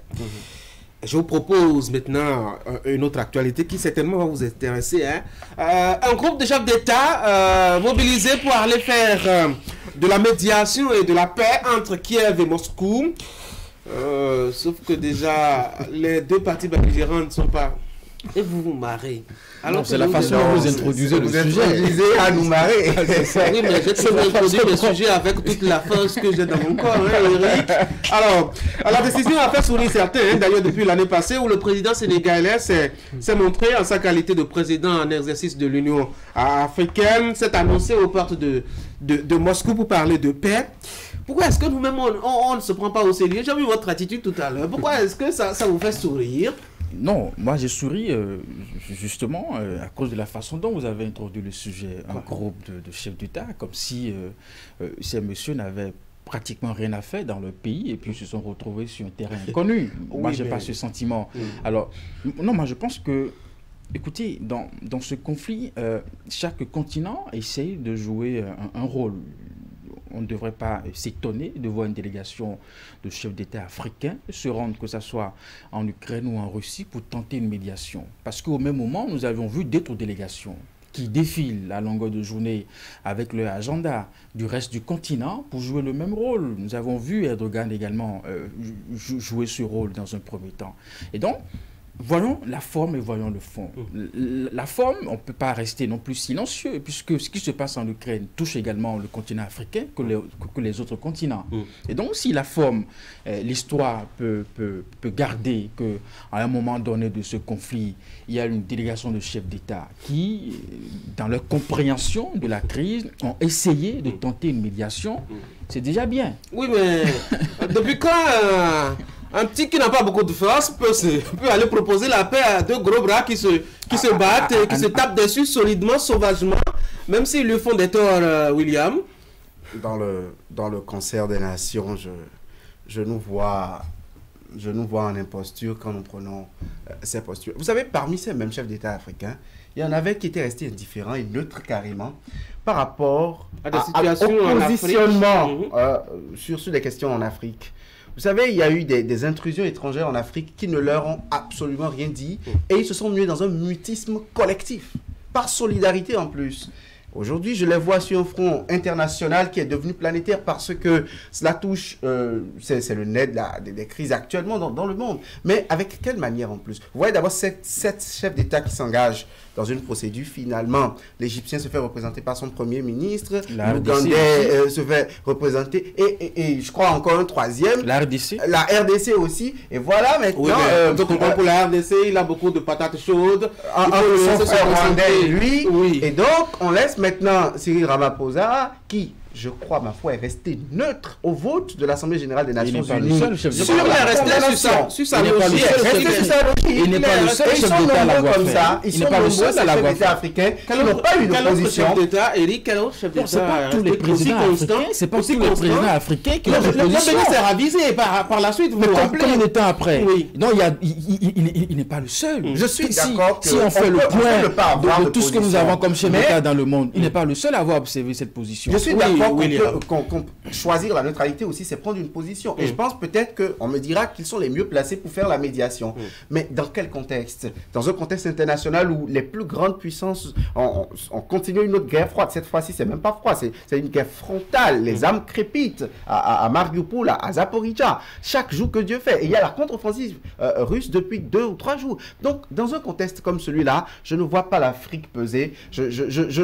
La belle preuve, Volodymyr Zelensky a battu du revers de la main la proposition de paix. Même le Kremlin aussi a jeté pratiquement au visage ce qu'on lui a proposé comme plan de solution. J'ai suivi à la veille de leur départ, j'ai suivi le président congolais, Congo-Brazza, parler de quand 2 personnes se battent, il faut une 3e personne pour intervenir.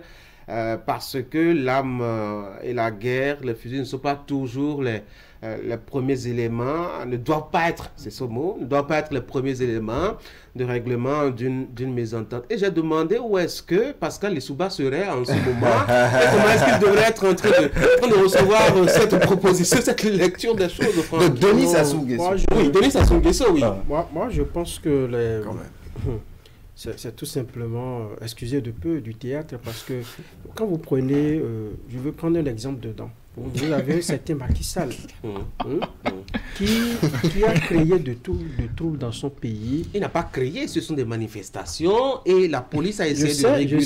Je sais que vous n'êtes pas sérieux. Je sais que vous n'êtes pas sérieux, que vous ironisez. Il a créé des troubles dans son pays.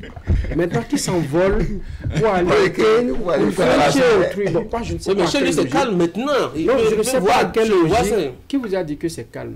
Ces morts qu'on a enregistrés, ces dégâts sur les infrastructures, tout ce qu'il y a à reconstruire dans le pays, il y a tout ça à penser. Et là, il n'a pas encore abdiqué ou il n'a pas encore renoncé à son idée de briguer un 3e mandat. Il n'a pas encore émis l'idée. Oui, il est resté silencieux, il a promis intervenir à un moment donné. On attend que le moment vienne. En tout cas, le ballon qu'il a lancé est très mal parti et il a eu le temps de le constater. Voilà un Macky Sall qui s'envole chez un grand, quelqu'un qui résoudre, qui peut décider aujourd'hui et maintenant même de mettre fin à cette crise-là qui dure depuis 16 mois, qui peut dire, écoutez, nous arrêtons tout et nous reparlons. Mais qui vont là-bas pour une médiation. Et j'ai eu déjà à me prononcer là-dessus. Je dis pour les uns, c'est pour aller encore chercher la caution de Poutine, notamment Macky Sall. Je ne sais pas si aujourd'hui, la France continue véritablement de porter son aide à Macky Sall dans cette affaire, dans son intention de briguer un 3e mandat, parce qu'on a vu que la situation a suffisamment explosé au Sénégal. Maintenant, d'autres personnes, on sait que Vladimir Poutine également est en train de chercher l'espace où il va voguer en Afrique. Et donc, dès qu'on trouve un peu l'ouverture, on va en profiter. Et aussi pour prendre le blé. Est-ce que vous pensez véritablement que l'Afrique ne peut pas jouer un rôle dans ce qui arrive là? Quelque part, quand même, on est victime. On a expliqué même que le prix du maïs qui a augmenté à cause de cette guerre russo-ukrainienne. Donc il faut vraiment que nous trouvions une solution, Eric. Vous savez, il n'y a pas longtemps que ça, on faisait le débat dans le cadre de la Semaine de l'Afrique. Combien l'Afrique était un enjeu pour pas mal de puissance. Est-ce que nous ne pouvons pas jouer un rôle, justement? Mais justement, mais c'est ce rôle que nos chefs d'État sont en train de jouer. J'ai le sentiment que cela n'a pas l'air de plaire à William et puis à Franck. Vous savez, surtout à Franck. Au même moment, on veut que les pays africains se positionnent dans ce conflit. Au même moment, on veut qu'ils prennent position. Et même les deux chefs d'État en conflit observent cela de très près. C'est quoi? L'Ukraine aussi veut savoir quelle est l'opposition ici. Oui, mais si pour l'Ukraine, la majorité des États africains condamnaient la Russie, par exemple, ça fait une caution diplomatique pour l'Ukraine. Et ça arrange son discours, n'est-ce pas? Si la majorité des États condamnent également la Russie, ou peut-être se rapproche plus de la Russie dans ce qui se passe, ça fait une caution diplomatique pour la Russie. Et ça, nous l'avions observé dès le début de ce conflit, où on voulait forcément que les chefs d'État africains se positionnent. Donc, en même temps, ces deux pays veulent forcément quelque chose des chefs d'État africains. Et je ne conçois pas qu'en Afrique, qu'on puisse ne pas voir, je ne sais pas, même dans la forme, la bonne volonté des chefs d'État à trouver une solution médiatique. Même si dans le fond, il y a à dire. Alors, qu'est-ce qu'ils sont partis proposer? Une désescalade des deux côtés. On a proposé que la Russie puisse reconnaître la souveraineté de l'Ukraine. Ce que Poutine n'est pas prêt à faire. Ce que Poutine n'est pas prêt à faire. Mais ce qui m'a un peu plus étonné, c'est de voir l'Ukraine qui, d'emblée, s'est opposée véritablement à toutes les propositions. Oui, mais si on a toute l'Europe derrière soi, la Russie, avec les chars et les armes, mais la Russie, comment la Russie a eu la politesse de dire, écoutez, nous apprécions votre démarche, nous recevons vos propositions, nous allons les analyser, y réfléchir, mais en même temps, n'oublions pas qu'en juillet, je pense qu'il y a un sommet russe-Afrique, n'est-ce pas, en juillet. Donc, c'était moi aussi que pour les chefs d'État africains, il faut rentrer dans cet agenda. Vous venez tout doucement. Mais écoutez, qu'on le veuille ou non, et William a sorti le blé, par exemple, qui est devenu véritablement un enjeu géopolitique, géostratégique dans ce conflit. Nous avons besoin du blé ou pas? On a fini de conserver le maïs? Pourquoi est-ce qu'on avait le temps? C'est la question que vous posez. C'est la question que vous posez. Écoutez, la question que vous posez. Je peux parler depuis 3 minutes. Oui, rapidement. Le maïs, il nous faut rentrer en études. Il nous faut des études sont faites. Le pain à base du manioc, le pain à base du manioc, les études sont déjà réalisées. On n'a pas véritablement. Est-ce que nos habitudes traditionnelles ceux qui pensent reconnaissent la consommation du pain? Je suis de ceux qui la colonisation qu'on a connue. Même avec la colonisation, je suis de disposons des spéculations agricoles. Un impératif. Nous disposons des spéculations agricoles pour avoir le pain à notre manière. Les Arabes ne mangent pas le pain à la façon dont les Occidentaux le mangent. C'est pour dire, au fait, quand Eric parle, par exemple, de la position des chefs d'État africains, vous savez, tout l'engagement de l'Occident n'a pas suffi à taire cette guerre. Je pense même qu'ils sont le net. Je suis foncièrement contre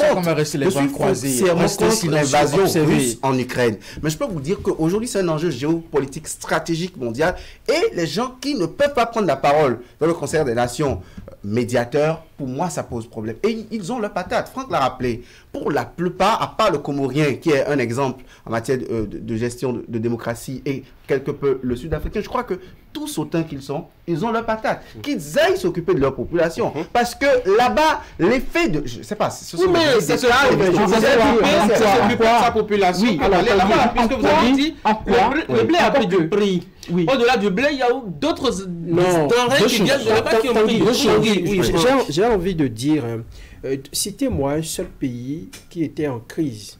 Même lorsque vous entendez tel pays, le Tchad, et quel autre pays où ils ont eu des ennuis militaires, des ennuis diplomatiques, lorsqu'il y a des crises dans les pays, quelle crise nos chefs d'État ont réussi à dénouer du début jusqu'à la fin ici sur notre continent?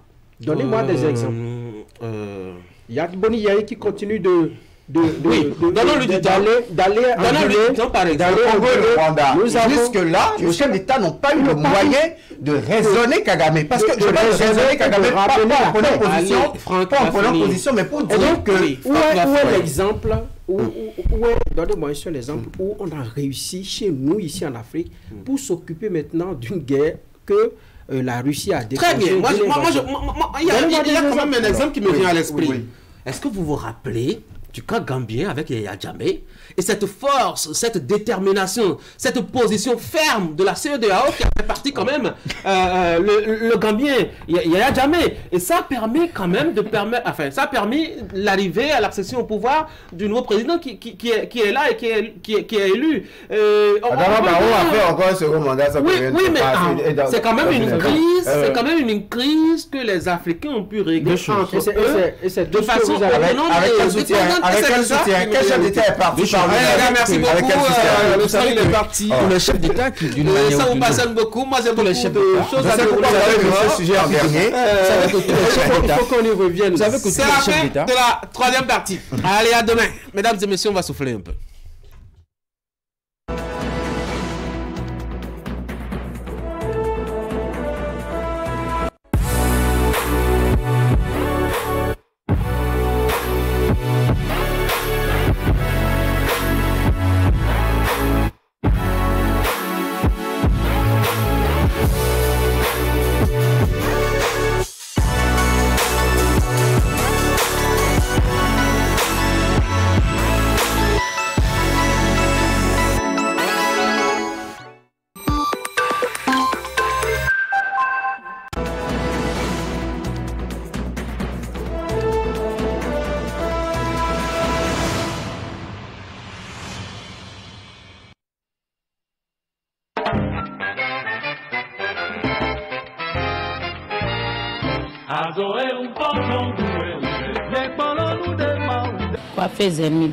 Je suis une coiffeuse. Je confectionne toutes sortes de perruques.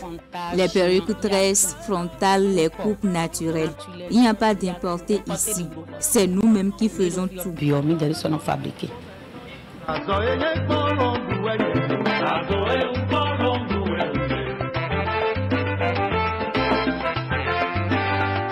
Alors, dites-nous, quel est le processus pour réaliser une perruque? Avant de confectionner une perruque, nous pouvons utiliser le filet noir. Filet noir est le modèle ou pas modèle. Ça dépend modèle de bio. Ça dépend de ce que la cliente veut.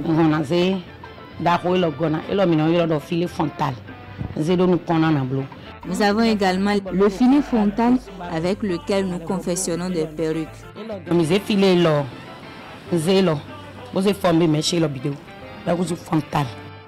C'est le filet frontal importé que nous utilisons pour faire les perruques naturelles. Pour les perruques tresses, nous prenons la mèche et le filet pour former la tresse. La cliente peut trouver tous les genres de perruques qu'elle veut chez nous. Pour la confection des perruques, dites-nous, ça vous prend combien de temps? Ça dépend. Ça dépend. Parfois, nous pouvons réaliser une perruque en 2 heures de temps. D'autres, par contre, prennent 2 jours ou une journée. Ça dépend du choix de la cliente. Ça dépend de mes choisir.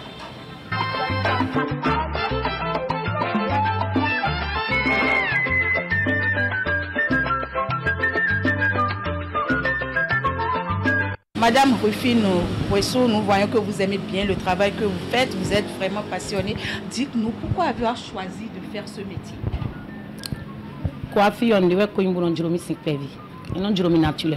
J'aime la coiffure depuis mon jeune âge. Quand j'ai commencé l'apprentissage, je faisais les chignon, les coupes. Plus tard, j'ai décidé de me perfectionner dans les perruques, car les choses évoluaient. J'ai donc fait le frontal, les closures. C'est après ça que je me suis perfectionnée dans les perruques tresses. Perfection tresse, pellica. Donc, il y a une bonne dromi. Il y a un bon choisi.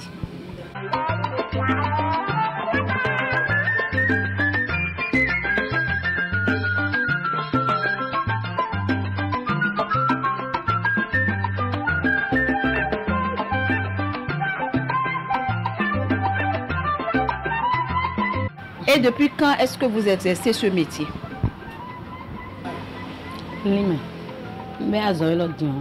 J'ai commencé ce métier il y a très longtemps. J'ai fini ma formation en coiffure et commencé par travailler, ça fait au moins 15 ans. Mais en ce qui concerne le perruque, ça fait 4 ans.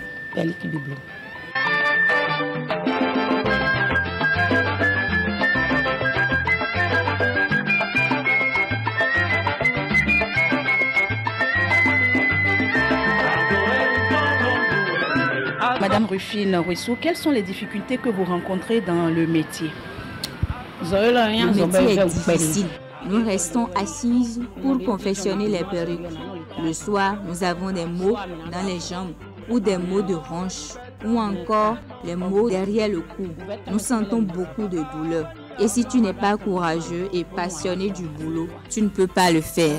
C'est pour cette raison que lorsque les enfants commencent la formation, parfois, certaines abandonnent parce qu'elles estiment que le travail est dur. Mais je leur donne des conseils en leur montrant que tout travail est difficile.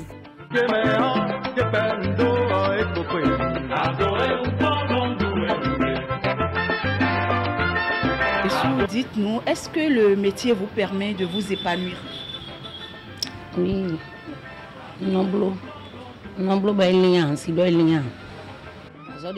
le métier nourrit son homme. Mes enfants, mon mari mange dedans. J'arrive à subvenir aux besoins de ma famille.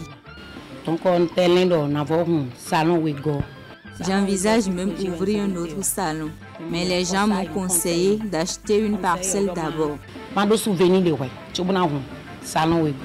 To programme de moulon teruna ou. Boy clomi kaka. Chominando. Oui, de yomi on chomina fin d'année on hotel de do. Ce que j'ai fait en prenant un terrain vers Weto. Aliment diffus. Bo hotel de pour finir. Et on hotel pour wendo e. Mambole vo bakori vo kwari vo na mo dion. Na un salon wego. Maintenant, je vais encore chercher de l'argent pour ouvrir le deuxième salon. Ma grande fille va s'en occuper. Elle a appris le make-up, le nouage de foulard et d'autres.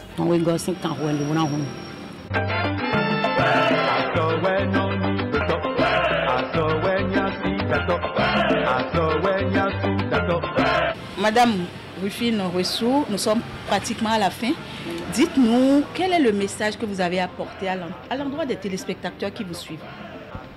Le message que j'ai à lancer à mes frères, sœurs, enfants, les jeunes filles qui ne veulent plus aller à l'école, c'est que l'homme doit apprendre quelque chose, un métier.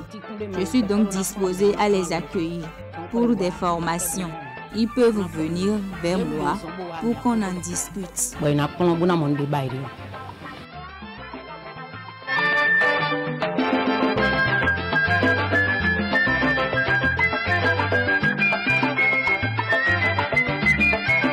Merci beaucoup, Madame Rufine Ouesso. Merci pour la disponibilité. C'est elle qui m'a fait cette belle perruque que vous apercevez sur ma tête. Eh bien, nous sommes à la fin de cette immersion. Merci de nous avoir suivis. Je rappelle que nous étions dans l'univers de Dame Rufine Ouesso. Elle est coiffeuse, mais spécialisée dans la confection des perruques de différentes sortes. Avec elle, vous avez tout ce qu'il faut pour vous faire de très belles têtes. Merci de nous avoir suivis. Je vous donne rendez-vous mardi prochain.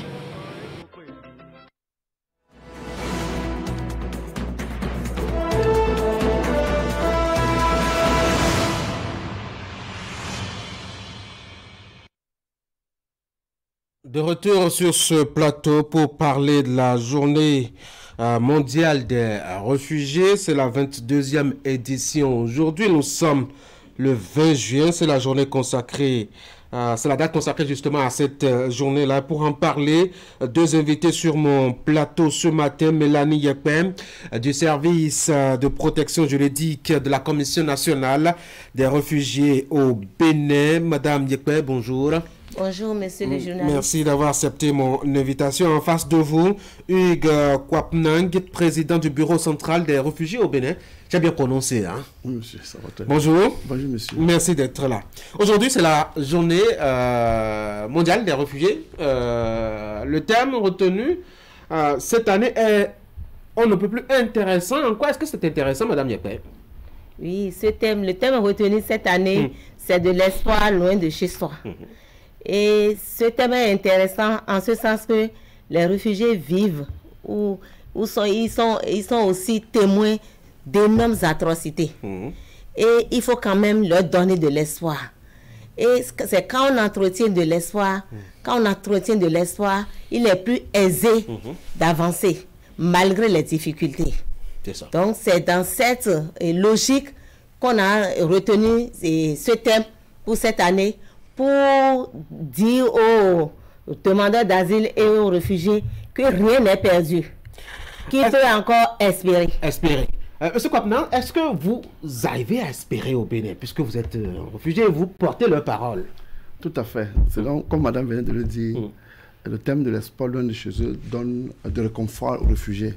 Ça nous permet de savoir et de comprendre qu'on peut se remettre et rentrer un jour grand dans nos pays respectifs. C'est ça. Alors, pourquoi est-il important de célébrer les réfugiés, madame Yepem? Merci, monsieur le journaliste. Il est important de célébrer cette journée parce que cette journée permet de sensibiliser à la cause des réfugiés et des demandeurs d'asile. Et ça permet de mobiliser des ressources pour l'épanouissement de ces personnes en détresse. C'est une journée aussi qui permet de sensibiliser la communauté internationale, la communauté nationale, à accorder un meilleur traitement à ces personnes en détresse. Et ça nous permet aussi d'aider, de nous rappeler de notre devoir d'aider et de protéger ces personnes en détresse. C'est ça.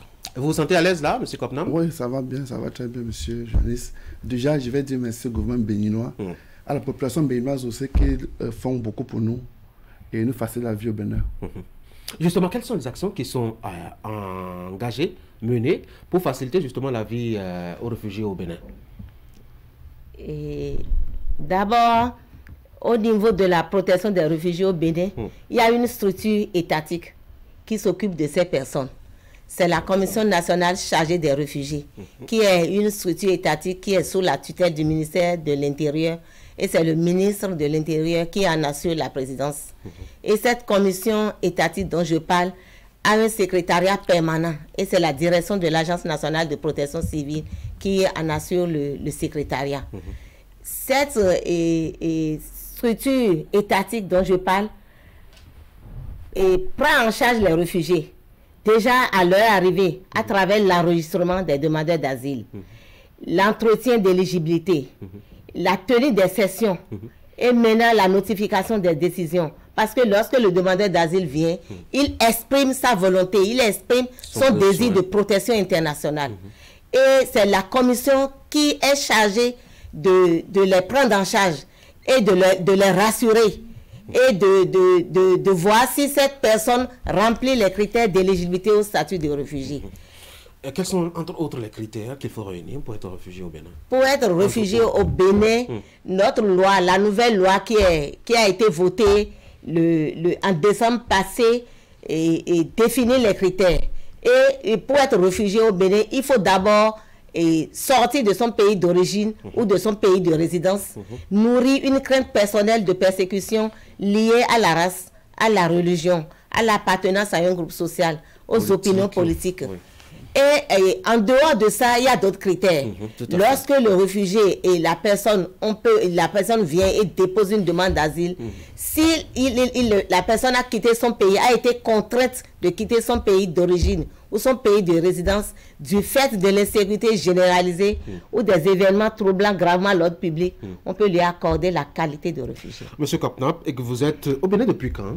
Depuis 2013. Depuis 2013. Vous vous sentez à l'aise là? Tout le monde se sent à l'aise? Très à l'aise. Est-ce qu'il n'y a pas de difficulté?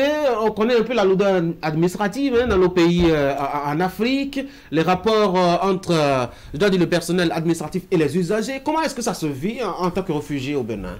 Bon, pour être sincère avec vous, au niveau de l'administration, nous n'avions pas de problème parce que nous avions des papiers qui nous permettent de pouvoir exercer au Bénin normalement.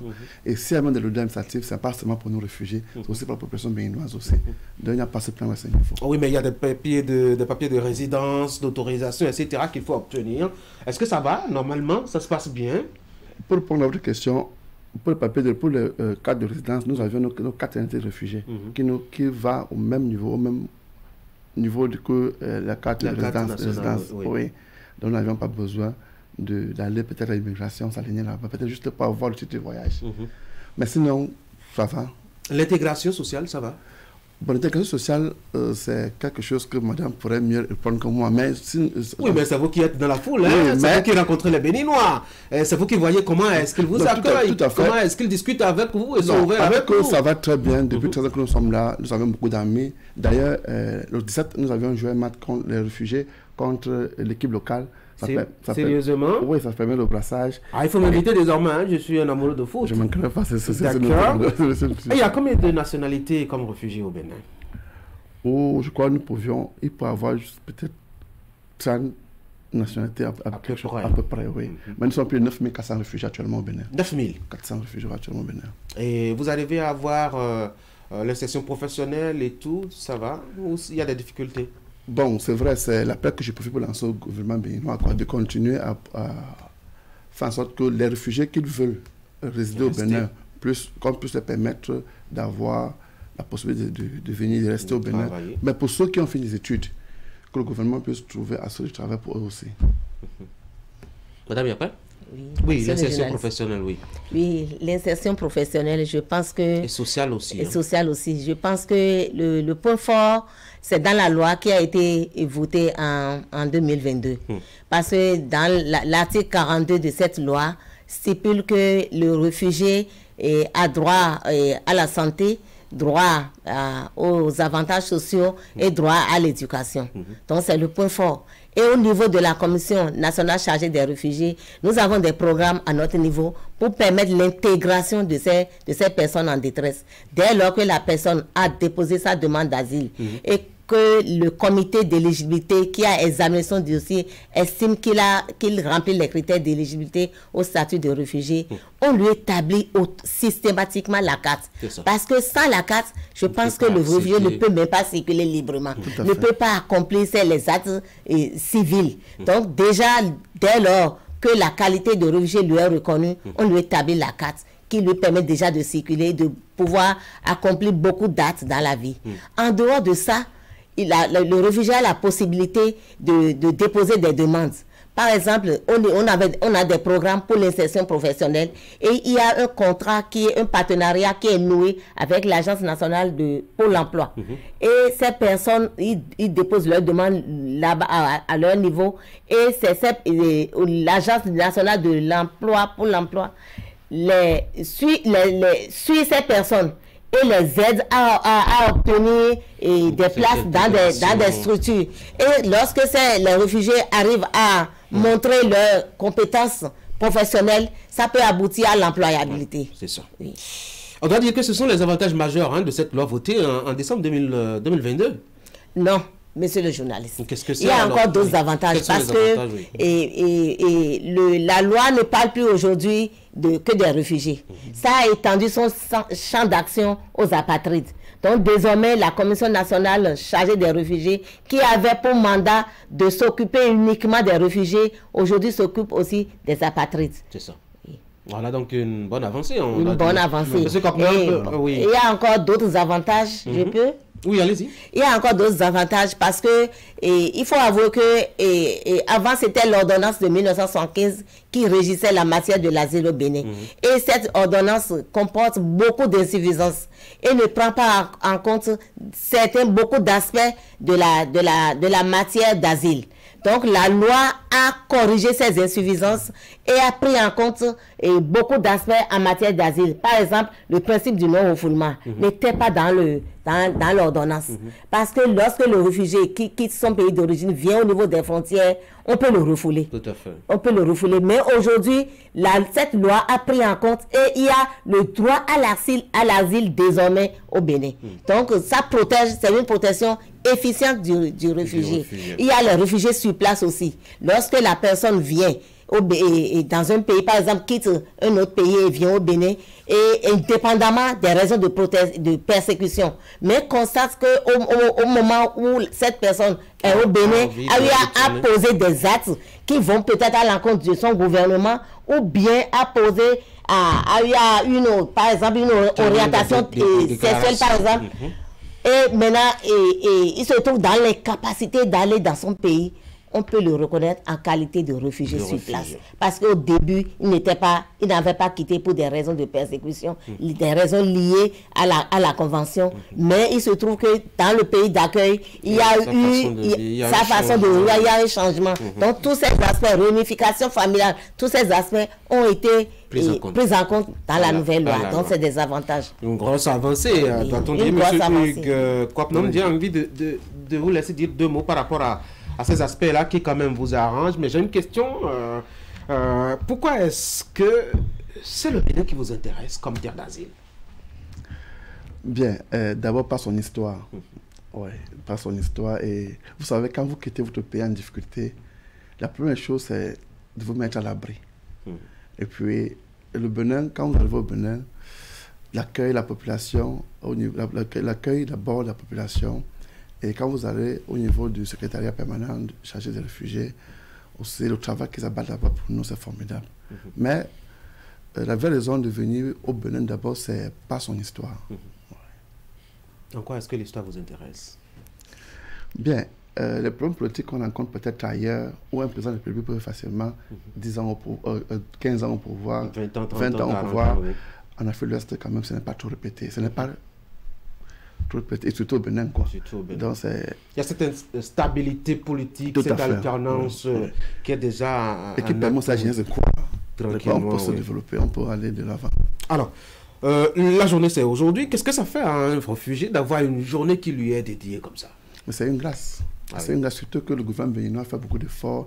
Et M. le ministre, tous les ans, prend la disposition de venir vraiment nous assister et nous accompagner. Vous avez un mot rapidement pour finir cet entretien-là? Oui, juste quand on a de l'espoir, ça donne le courage de vivre et ça permet aussi de se reconstruire, quoi, et de penser à demain. Être réfugié n'est pas une punition, pas une peine. On n'est pas réfugié à vie. On peut être réfugié à mourant fort. À tout moment, on peut être aussi réfugié. Tout à fait. Et un jour, rentrer plus fort dans son propre pays. Bon, ben, c'est la prière qu'on va vous faire. Hein. D'abord, de vous trouver à l'aise au Bénin, de profiter, s'il y a des merveilles au Bénin, d'en profiter à fond. Et surtout de vous souhaiter un retour à la normale dans votre pays, afin que la vie retrouve son cours normal. Madame Mélanie Yekpe, vous avez un mot pour finir? Oui, mon mot de fin, c'est... J'invite toutes les bonnes volontés à se joindre à la Commission nationale chargée des réfugiés pour contribuer à la résilience des demandeurs d'asile et des réfugiés. Il y a des actions qui sont prévues dans la journée pour la célébration? Bien sûr, il y a des actions qui sont prévues. À 10 h, nous avons une cérémonie officielle qui doit être présidée par le ministre. Lui-même. Et oui, et il y a des officiels qui sont invités à et les réfugiés qui sont en majorité. Mélanie Yekpe, du service de protection juridique de la Commission nationale des réfugiés, merci d'être venu sur l'Actu Matin. Merci. J'avais eu aussi Hugues Kwapnan, qui est président du Bureau central des réfugiés au Bénin. Monsieur Kwapnan, merci beaucoup d'être passé sur Actu Matin. Bonne journée, bonne fête à vous deux. Ok, merci. Mesdames et messieurs, c'est pratiquement la fin d'Actu Matin. Je vous laisse suivre la revue de presse d'Assimo Kanyi Assimo qui récapitule l'actualité en détail relayée par les quotidiens dans leur production ce matin. Voici Assimo Kanyi Assimo.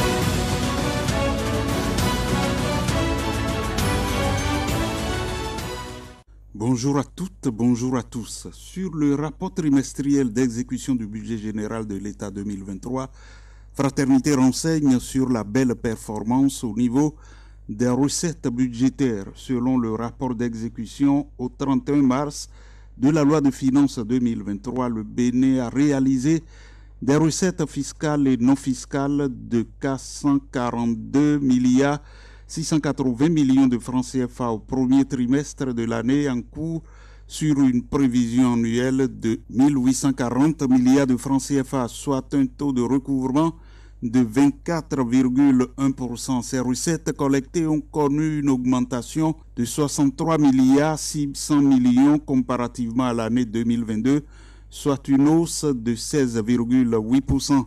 Cette performance est le fruit d'une dynamique mise en place par le gouvernement en vue de la décentralisation de l'administration publique, la réforme de la décentralisation, l'élargissement de l'assiette fiscale, la lutte contre la corruption et surtout l'amélioration des recettes douanières. Sur le drame survenu au stade de l'Amitié Générale Mathieu Kérékou, le Télégramme informe qu'après le tragique incident du samedi 17 juin 2023 lors du match international Bénin-Sénégal, qui a malheureusement conduit à plusieurs cas d'évanouissement et à la perte tragique de 2 citoyens béninois, le ministère des Sports a réagi avec diligence. Il a mis sur pied une commission d'enquête administrative chargée de faire toute la lumière sur les événements en vue de déterminer les responsabilités organisationnelles. La commission est présidée par Jean-Marc Adjovi Boko, ancien capitaine de l'équipe nationale et conseiller technique du ministre des Sports. Il sera accompagné par Julien Minavoa, président du comité national olympique et sportif béninois, qui servira de rapporteur. Fraternité renchérit en écrivant que la commission administrative est chargée de faire la lumière sur les événements survenus le samedi 17 juin 2023, ayant occasionné plusieurs cas d'évanouissement et le décès de 2 de nos concitoyens. Et dans le même temps que le ministère des Sports installe une commission d'enquête, informe le matinal, le procureur de la République après le tribunal de Cotonou, Jean Roga, a instruit la police républicaine aux fins d'ouverture d'une enquête pour situer les responsabilités suite au drame subvenu au stade de l'Amitié Générale Mathieu Kérékou de Cotonou lors du match entre le Bénin et le Sénégal dans la soirée du samedi.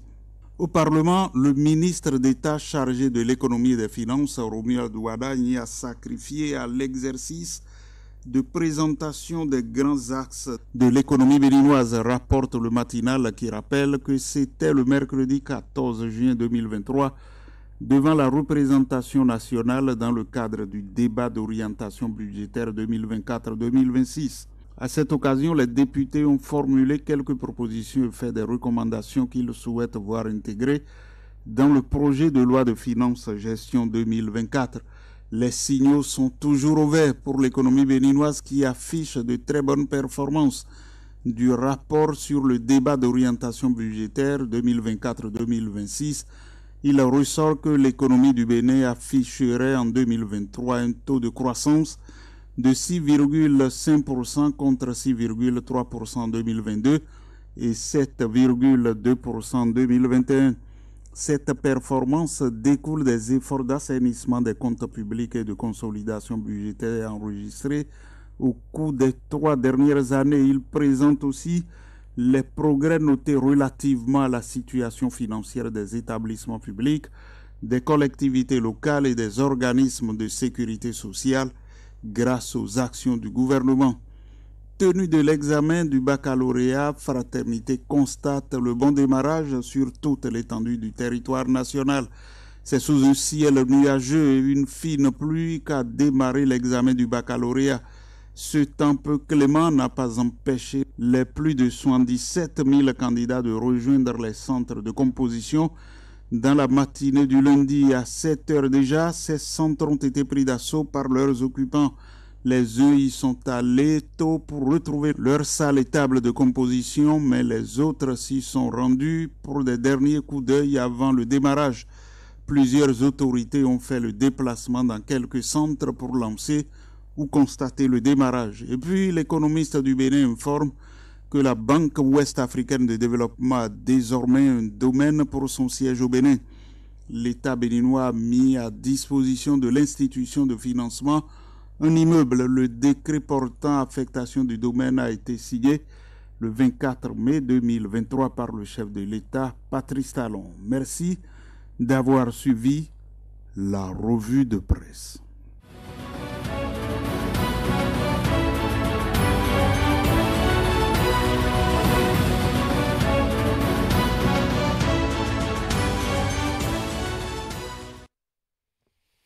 Mesdames et messieurs, c'est la fin d'Actu Matin. Retenez 3 choses essentielles pour la journée. Aujourd'hui, c'est la 2e journée de composition de l'examen du baccalauréat pour sa session de juin 2023. Les candidats sont déjà en salle. Aujourd'hui aussi, c'est la journée mondiale des réfugiés. C'est la 22e édition des célébrations, des activités programmées pour la célébration au cours de cette journée. Et puis, 3e élément aussi à avoir à l'esprit, ça c'est dans le quotidien Fraternité que nous l'avons. Il y a qu'à l'Assemblée nationale, les députés seront en séance plénière à partir de demain. Ils vont surtout aborder des questions liées justement à des questions orales à poser au gouvernement.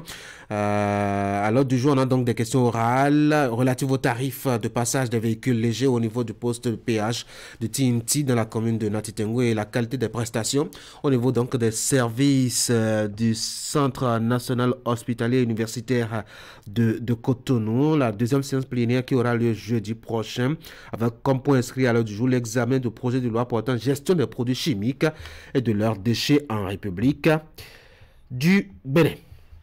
Voilà ainsi donc l'actualité sur Actu Matin. Retrouvez la rédaction de Canal 3 Bénin à partir de 13h. Mais déjà à 11h, le bulletin d'information, le résumé de l'actualité relayée par la rédaction, les caméras et micros de Canal 3 Bénin. Moi, je vous retrouve demain à partir de 7h. D'ici là, portez-vous bien. Bonne journée.